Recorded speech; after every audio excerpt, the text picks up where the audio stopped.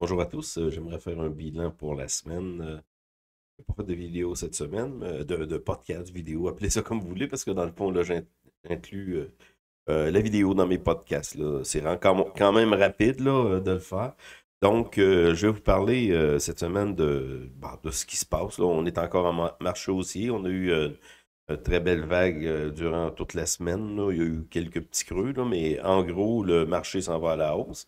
Peut-être souligner aussi les semi-conducteurs où on a surtout hier, là, ben avant hier, et surtout hier, là, vraiment une forte montée là, euh, de tous les semi-conducteurs. Là-dedans, comme je vous dis, j'utilise les ETF. J'achète moi-même des ETF, donc ça vous donne une idée en regardant l'ampleur de ce mouvement-là d'hier ou de cette semaine là, où que les investisseurs rentrent, les petits investisseurs, parce que les gros sont rentrés.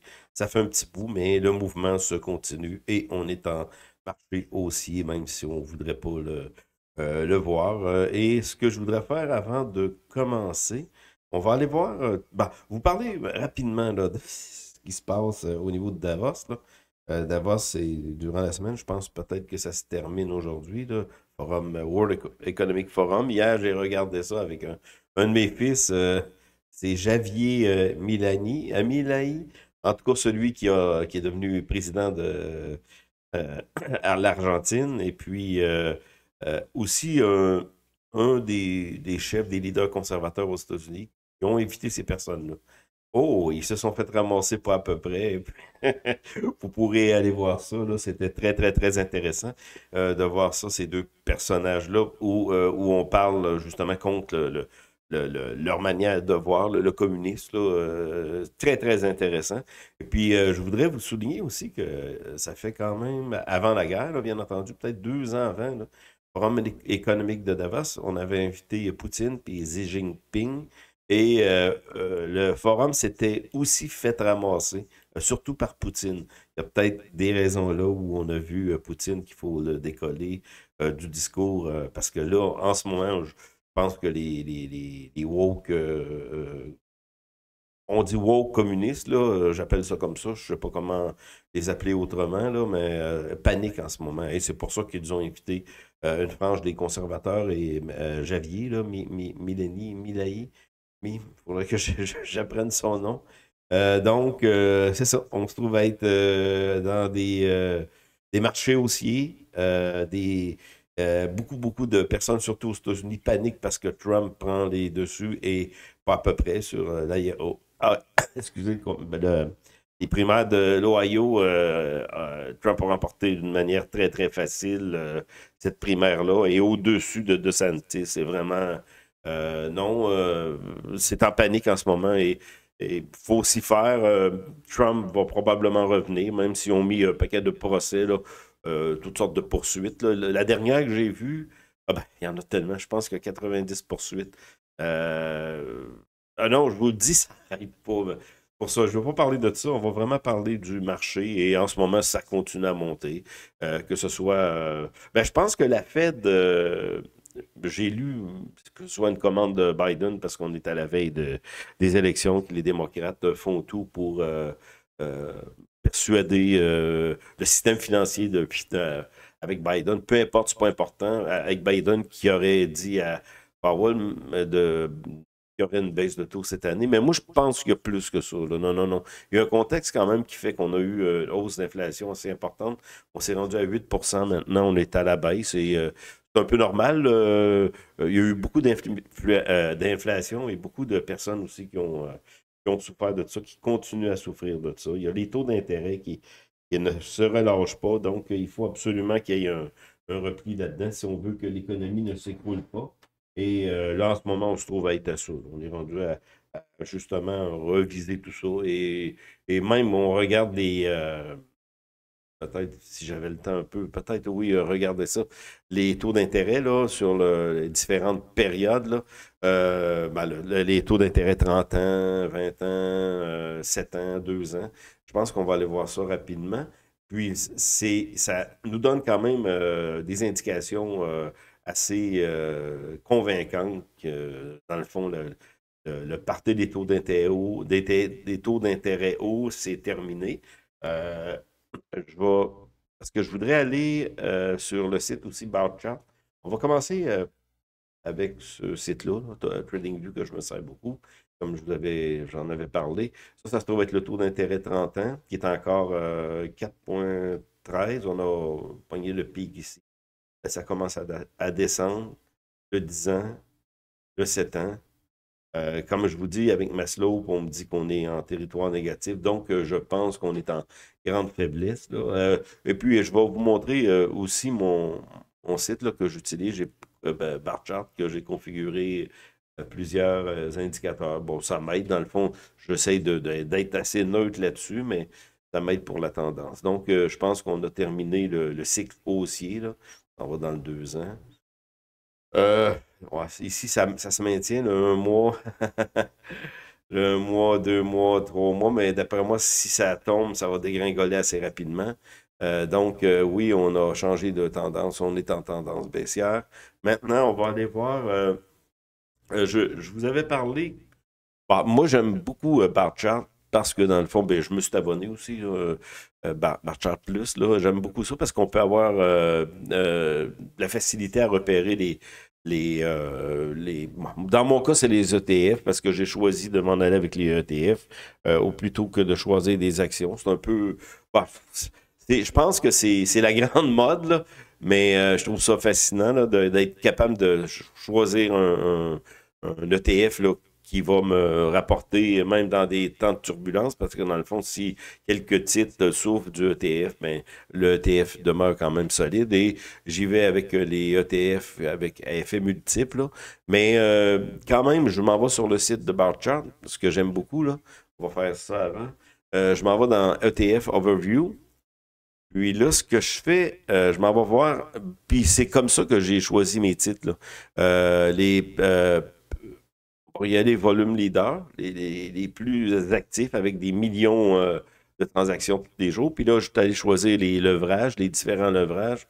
1, 2 et 3, parce que ça, c'est baissier. Puis je regarde tout simplement les plus actifs. SPY, qui est très, très connu comme ETF. TQQQ, celui-là que j'ai acheté beaucoup, c'est sur la technologie, les semi-conducteurs. Très intéressant. Dans un des leaders aussi de volume. Ça se trouve être le TF du Nasdaq.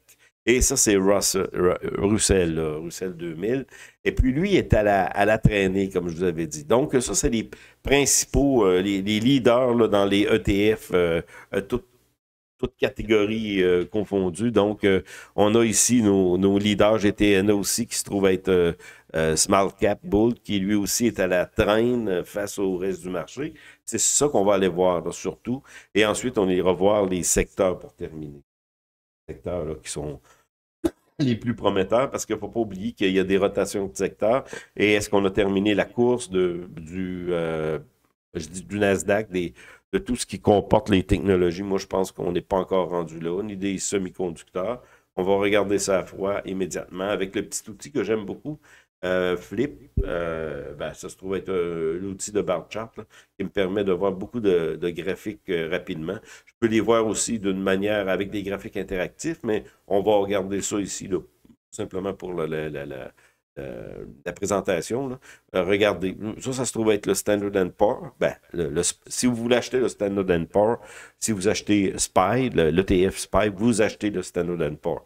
Et vous suivez simplement le mouvement du Standard Poor's et vous n'avez pas besoin de trop de vous casser la tête quel titre choisir. Ben, c'est ça, un ETF, là. Un ETF, c'est ça. Donc, un fonds négocié en bourse en français, là.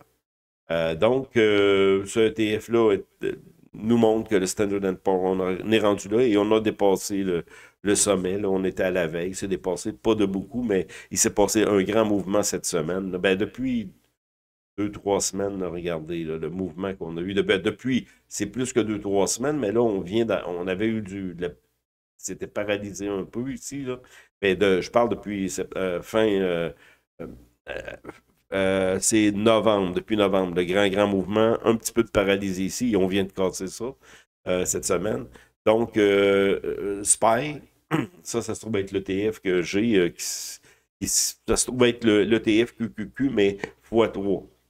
Il s'appelle tout simplement TQQQ. Et lui, il continue sa belle montée. On était un petit couloir ici qui était paralysé, mais regardez les moyennes mobiles. Ben, la tendance, en gros, me dit que bon, celui-là, entre autres, mais beaucoup, excusez, dans le marché, là, l'actions, les indices, les ETF, les secteurs, ça monte. Et il y a certains secteurs qui sont défaillants en ce moment. Et eux, vu qu'ils sont défaillants, ben, à long terme, probablement lorsque les secteurs porteurs d'aujourd'hui auront terminé leur course, ben, c'est ça il faudra se diriger vers là, simplement. C'est une rotation de capitaux, simplement comme ça. Et comme je vous dis, avec ma nouvelle manière de voir, euh, euh, essayer de trouver des tendances. Je me casse pas trop la tête, je vous le dis. C'est même ennuyant, là. On suit les tendances et on achète ETF. Moi, c'est effet multiplicateur. Je suis ça. Puis le jour que ça sera terminé, ben, je sortirai. Ça va être assez facile à voir. Ici, on l'a vu en 2022. Là, je me rappelle, je l'avais repéré. Là. Mais j'étais pas encore le côté ETF, vraiment. Là, je suis rendu là. C'est encore plus gestion paresseuse. Donc, ça se trouve être les semi-conducteurs, comme je vous ai dit. Là, cette semaine, on a eu un mouvement, ça c'est une semaine, là, un mouvement assez impressionnant, surtout hier, avec le volume qui revient, mais on est dans les leaders de volume, il ne faut pas oublier. C'est ce qui se transige le plus à Wall Street, on dit Wall Street. C'est pas nécessairement à Wall Street même, c'est sur le parquet, on va dire, numérique. Là, ça se transige. Donc, celui-là, je l'ai. Celui-là, je l'ai. Celui-là, je ne l'ai pas. C'est l'ETF. Et puis, vous avez remarqué que les mouvements sont moins. Le sommet est moins haut que l'original. C'est la même chose pour TQQQ. J'ai remarqué ça. Donc, on pourrait avoir des mouvements assez rapides qui vont aller atteindre le sommet. Moi, je pense que c'est ça, c'est 3 fois. Là. Donc, dans les creux, ça descend, pas à peu près. Mais dans les montées, ça monte, pas à peu près. C'est ce que j'ai constaté. Et je les avais pas là, dans les années 2000, 2001. Là. J'ai perdu cette grande ride-là, 2 ans de temps. En tout cas, c'est ça. Donc, on se trouve être l'ETF Ivesco, c'est un ETF très, très connu. Puis lui aussi, le mouvement se poursuit. Cette semaine, on a eu un mouvement qui continue. On est en montée, tout simplement. Il n'y a pas Puis je pourrais vous montrer j'ai rajouté les autres indicateurs, là, mais tout simplement pour m'aider à suivre le mouvement. Mais par contre, regardez, on avait ici eu la casseuse. Si on se fie trop à les divergences, tout ça, là, on perd la vue du mouvement. Pour ça que je les mets par un petit indicatif, mais je m'attache vraiment au graphique lui-même et au prix lorsque j'utilise bar chart, c'est ça, rapide comme ça. Ouais, mais je veux rester avec par exemple. Donc, pour ça, j'aime utiliser TradingView parce que mon plan est très, très simple. C'est la même chose, là, souvent même, je mets ça comme ça. C'est la même chose là, que un graphique, c'est un graphique. Là. Par contre, j'utilise bar chart, comme je vous dis, pour faire des recherches, des statistiques, c'est plus intéressant. Donc, c'est ça. C'est le même graphique. Et c'est celui-là là, que je voulais vous focuser un peu, qui se trouve être IMW, qui se trouve avec les petites capitalisations là, qui souffrent encore, qui n'ont pas encore connu le mouvement haussier du reste, mais pourtant beaucoup d'achats ici. On le voit très, très bien. Là. On a 50 millions, là, de volume, beaucoup de volume. On est en retournement. Mais par contre, ça brette un peu. C'est un peu. Et puis, ça, c'est le une fois, là, le Russell une fois. Moi, j'ai acheté TNA. Cette semaine, j'ai fait un choix. Je me suis départi un peu de TNA pour acheter du semi-conducteur. J'ai acheté ça au milieu de la semaine. Parce que j'ai dit les semi-conducteurs ont un beau mouvement haussier. Donc, j'avais pris un peu trop de TNA encore en pensant que le mouvement partirait et que j'aurais un bel ride, là, mais c'est pas arrivé. Donc, j'ai dit, je vais faire ça, mais j'ai encore beaucoup de TNA pareil. Là. Donc, oui, on se trouve à avoir un mouvement qui probablement va arriver là, pour les petites capitalisations. Ça va suivre le grand mouvement. Le secteur financier. Justement, on va aller voir ça. Ça se trouve être l'ETF là, qui fait partie des secteurs, là, mais financiers. Donc, on n'ira pas voir tout ce qu'il y a ici, là, parce que mais c'est pour vous dire que dans Barchat, ce que j'aime beaucoup, là, c'est les leaders de volume. Et puis, vous avez aussi Price Volume Leader. C'est les leaders, mais avec le prix qui est à considérer. Donc, et puis ici, ce que j'aime avec Barchat, là, on triche un peu, là. C'est avec, c'est leur, ben, on dit opinion, là, c'est système d'opinion. Il est assez facile à voir. Donc, vous prenez, et il faut faire attention à ça aussi parce que dans le fond, si on est rendu très haut dans le mouvement, ça marque encore 100% achat court, moyen, long terme. Donc, il faut en prendre pas en laisser, mais c'est un indicateur, ben, qu'eux ont le système. Tous les systèmes ont tous leurs indicateurs, eux, c'est ça. Et puis, ça nous donne une bonne manière de trier ce qu'on veut acheter de ceux qui sont à 100%. Là. Donc, c'est vraiment bien, là. Vraiment, vraiment, c'est pour ça que j'utilise Barchart. Et j'aimerais terminer justement avec, oui, on va y aller sur Barchart. Je pourrais y aller aussi sur c'est Stock Market Sector. Ah non, on va y aller ici parce que je l'ai fait plus facilement sur TradingView. Vous allez voir pourquoi que ben, c'est une manière rapide de voir les secteurs. Je les ai mis en rouge, là, ceux qui sont porteurs. Ceux qui ne sont pas encore porteurs, je ne les ai pas soulignés. Bon, ça se trouve être tous les secteurs, les principaux secteurs du Standard & Poor's. Ce que ça nous donne, tout simplement, c'est ça nous donne les secteurs qui sont en montée, ceux qui sont en descente, qui ont fini leur course. Ça, c'est le secteur de l'énergie. Ici, là, on a fini notre course. Là. On le voit très, très bien. Il y a un plateau et puis on s'en va ici à la baisse. Donc, secteur d'énergie, il faut l'éviter pour l'instant.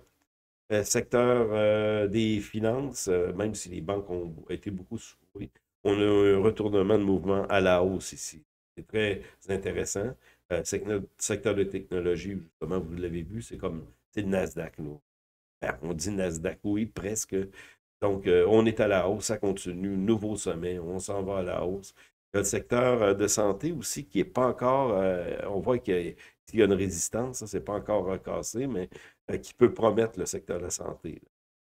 C'est pas encore cassé, là. Je le vois ici là, très, très bien. Fait que quand ça va être cassé, peut-être ça s'en vient très, très bientôt. On pourra avoir un mouvement à la hausse. Le secteur consommation. euh, L'autre, c'est consommation euh, staple. Il